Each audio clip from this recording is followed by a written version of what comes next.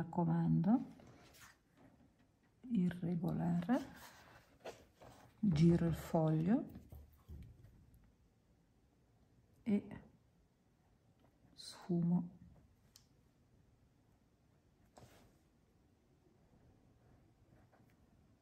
Non era completamente asciutto, vabbè, comunque si vede qua. Ok, qua ad esempio ho perso la punta, giusto?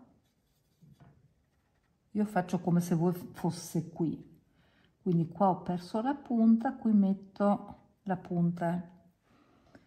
Questo qui è il petalo che gira così, non ha neanche più una punta, quindi immaginariamente faccio così e gli do la punta qua, così l'occhio va lì e mi completa l'occhio quell'andamento petaliforme.